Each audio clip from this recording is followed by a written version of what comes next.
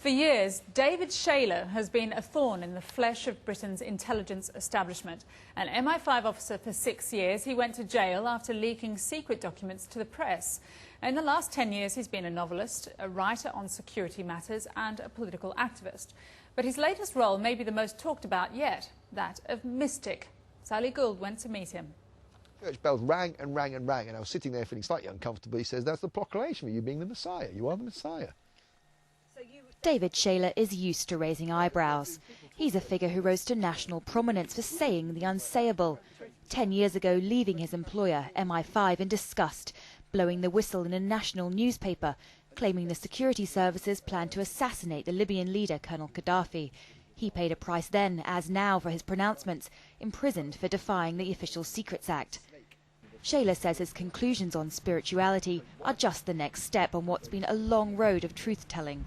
He's now settled in Dartmoor in Devon, where he's been following signs that eventually led him to a psychic that he believes channeled the spirit of Mary Magdalene.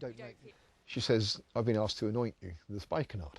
So I'm lying there and I get anointed. She puts the Messianic cross on my forehead. And it ends. And she said to me, and I said to her, "Do you know what you've just done?" And she said, "Yes." And I said, "It's a new era." And she said, "What are you talking about?" And I said, "Don't you realise you've just anointed the Messiah?" And she said, "No, I haven't." And I said, "Well, that's what the Magdalene was indicating to me, and that's what you've just done." His spiritual journey started with Jewish mysticism. He came to believe he was one of the two prime incarnations of the Yeshua spirit. Looking back through past lives, thinking he might have been Jesus, deciding he must have been a reincarnation of Astronoges, a revolutionary crucified in 1 BC. He believes other past lives have included John the Divine, Leonardo da Vinci, King Arthur and the Archangel Metatron. He sees proof of all this in a crop circle on a chessboard he drew as a child, and in the text on the rod of Aaron, the staff carried by the brother of Moses. There is an anagram of David Shayler, righteous king, on the rod of Aaron. And I looked at that, except the word for Hebrew they used for king was chav. So at the moment, I suddenly realise it goes David, S-H-A. I'm going through my name and think, someone's trying to tell me, because this is known as the ineffable name of God, someone's trying to tell you you're God. And at the moment you suddenly realise that someone's trying to tell you you're God, David Shayler, righteous chav. Shayler says he now has the ability to change the weather, that his meditation stopped this summer's attempted bombings in London, that his channeling of the light put Middlesbrough into the UEFA Cup final. Bryford Bryan has basically been responsible, obviously, for a lot of the problems with the word Messiah, basically, but Messiah is it's the Jewish word. One of the Jewish words for, obviously, the person who's coming. It actually just means messenger, basically. But many supporters say this turn robs him of his credibility, destroying a reputation for sensible anti-establishment bravery. The path from mainstream whistleblower to 9/11 conspiracy theorist to now self-proclaimed Messiah could arguably be a wish come true for the secret services that once tried to gag him, now presumably all too happy for him to have what some may call his David Icke moment.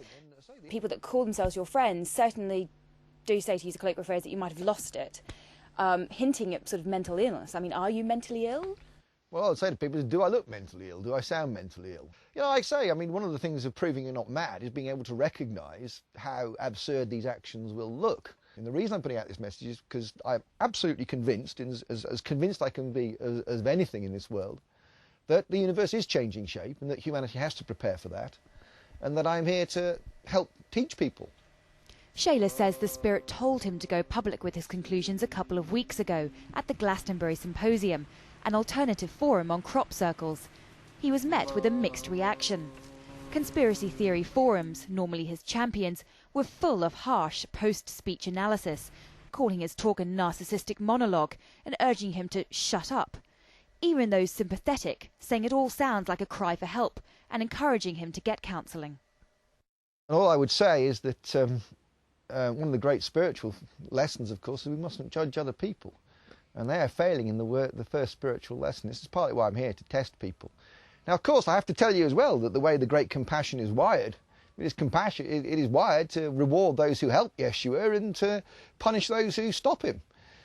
Shayler's words will no doubt strike some viewers as bizarre. Others may see them as the logical conclusions of an anti-establishment loner.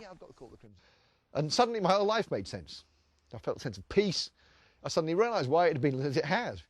Why I seem to get such a strange deal from the universe when I seem to be out there trying to tell the truth and everything. Sally Gore with that report. Coming up on More 4 News. Are the British eating too many pies?